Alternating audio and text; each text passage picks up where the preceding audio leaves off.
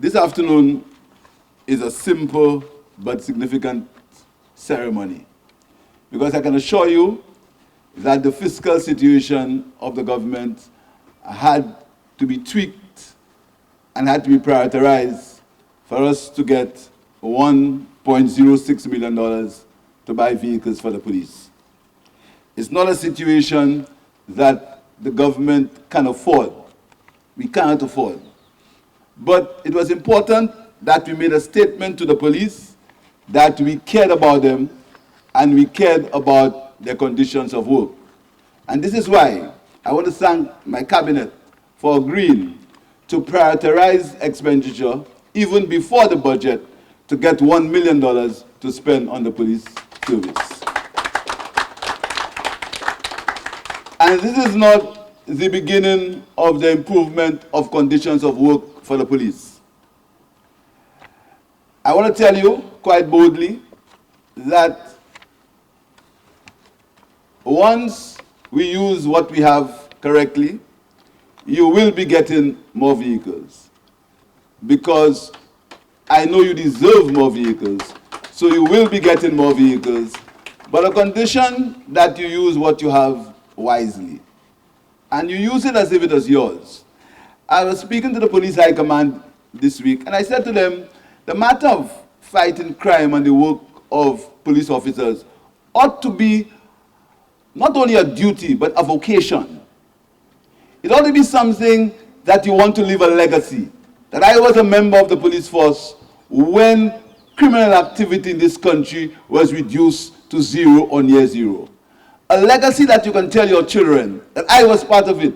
I caused St. Lucia to be a safer place, and I caused the people of St. Lucia to work and live and make our country one of the best places to work and live in the world. And the way you achieve that is by ensuring that there is a secure country. And it mustn't be looked upon as a job. It mustn't be looked upon as if something that you do to make the government or to make the prime minister look good. When most of you will be there, I will not be prime minister, because you have a security of tenure. I have no security of tenure. People decide my fate every 5 years, or sometimes, if you're in Barbados, every 3 years. So I very well know that my fate depends on people. No one has to remind me.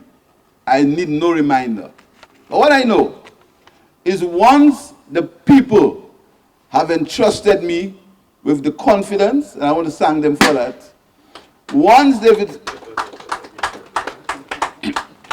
they've allowed me, the people of St. Lucia, through the people of Castries East, to have the confidence to be in a position where I can administer the governance of this country, I will do it without fear and favor, to the best of my ability, for the well-being of the majority. And that the well-being of the majority means that we must have a safe and secure country for us to live in.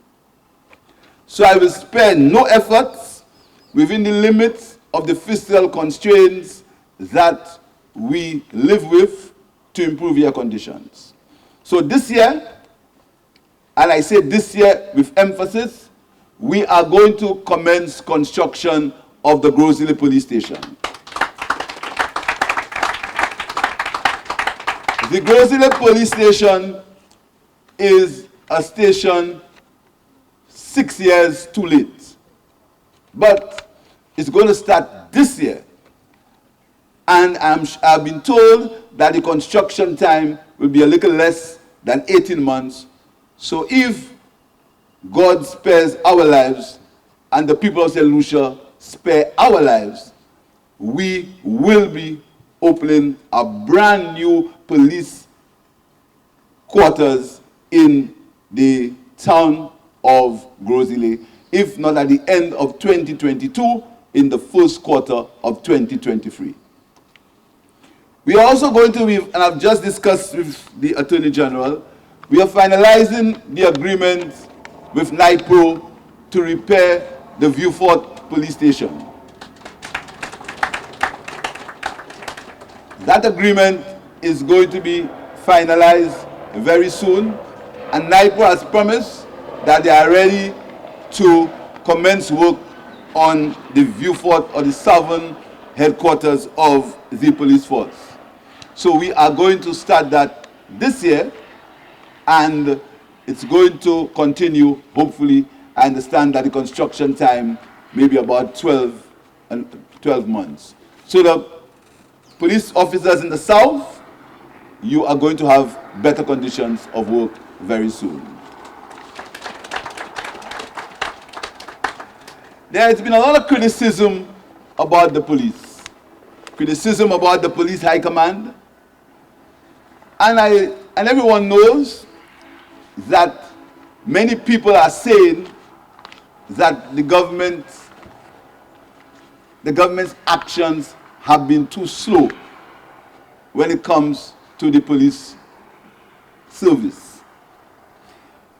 But I want to tell you that part of my philosophy is allowing every man and woman a chance to prove themselves wrong.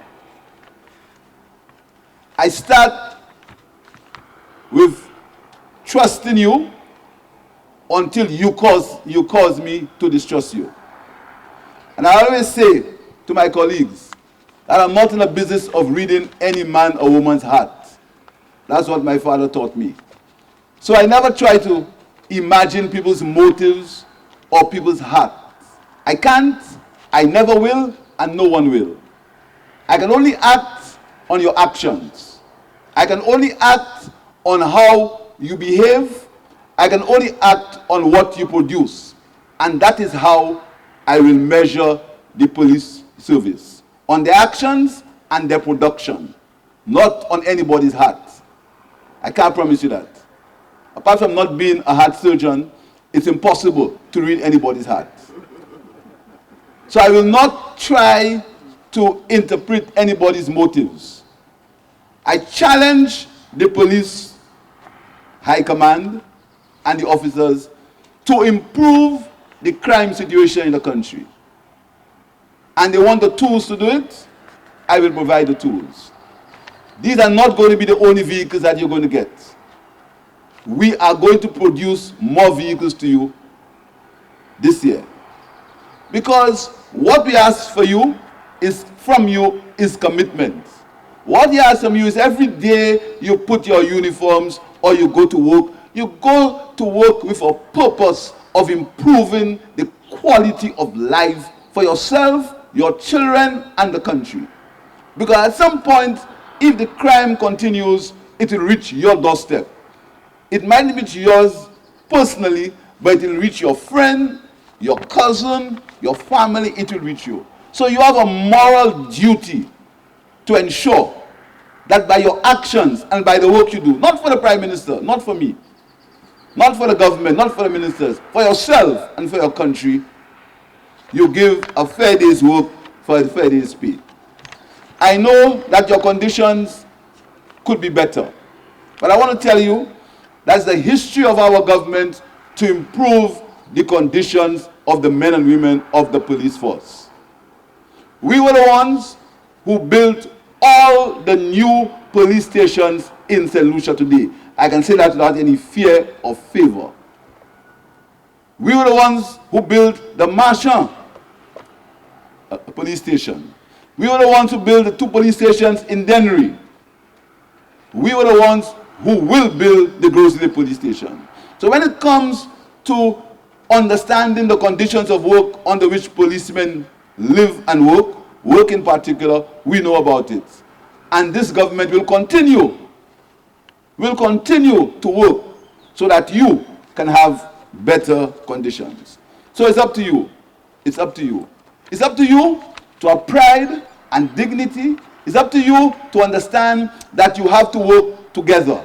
This cannot be a business of territory or territorial, or this is my section, this is his, and I can't interfere in it. We cannot run the police force as silos. We can't run the police force where we are hoping that somebody will fail so we can succeed. Failure for one is failure for all. So if somebody fails and you think that you succeed because somebody fails, all of us fail together. So I want you to take this handover, this $1.06 million which you spent, as just the government. It's not a favor. It's the government's commitment to you so that you in turn can improve the conditions, can improve the quality of life in this country. And the quality of life depends on how safe people are. St. Lucia used to be a place where you could, on evenings, relax on the beach with your family. I hope so, your family. That's true? You could relax on the beach with your family. It used to be a place where people used to go window shopping. Now all the stores are covered, you can't even see what's there. It's a place where people used to go and sit on the Derek Walcott Square. We need to be able to bring back that quality of life to St. Lucia. St. Lucia cannot be a place where you are afraid.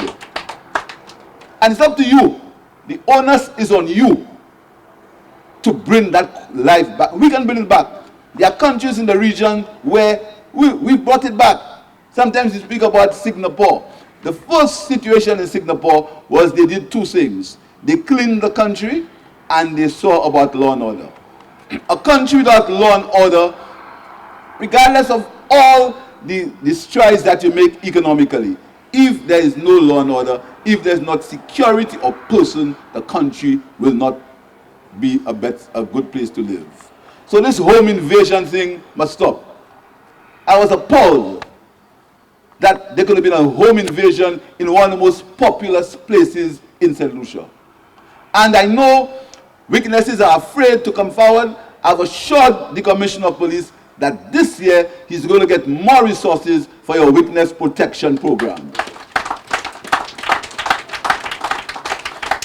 Because you can't have a situation where people see a crime is committed, they keep quiet because they are afraid that they get injured if they bear testimony. That cannot be right. It cannot be right. So the police, their witness protection program will be strengthened. But the public themselves must put a hand, as they say. The public can't expect that the police will be the eyes and the ears of everywhere, for everywhere. And there's a lot of criticism. And sometimes the criticism of the police is warranted. But we cannot blame, if one policeman does something wrong, to blame the entire police force for the inactions of one policeman. And the police themselves, by their behavior, must show a level of empathy and a level of professionalism, because you are very important and powerful people. Any man or woman who can take somebody's freedom for 72 hours is a powerful person. Very powerful. And when you have that uniform or you take that oath, you become extremely powerful. So you have to use that power with prudence and with temperance, ensuring that it is for the benefit of all the people. So this afternoon, Mr. Commissioner, this is just the beginning of the improvement of the working conditions for the members of your force. I want to thank my cabinet colleagues for understanding that this government deals with priorities. And if you notice, the first people we bought vehicles for is for the police, and we kept the old vehicles that we inherited. And that is significant.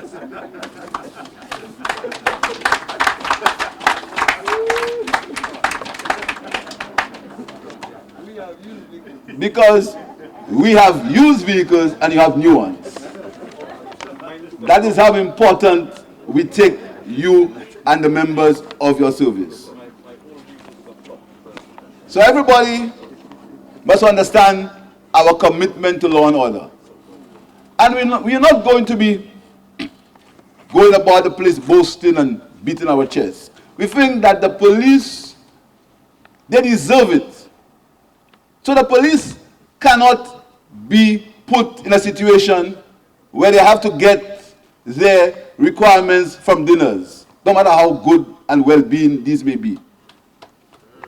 The government must make a conscious effort using the resources of the state to put law and order first, and regardless of the constraints, we will have to find the resources, plus dinners if you want.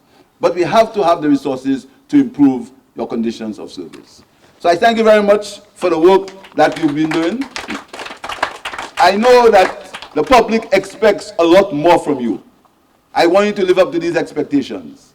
The government will support you. So I want you from today to have a more unified police force. Each policeman must watch his brother's back. That is the essence of your business. You must watch each other's back. And I said before, it cannot be let him fail for me to succeed. I thank you very much.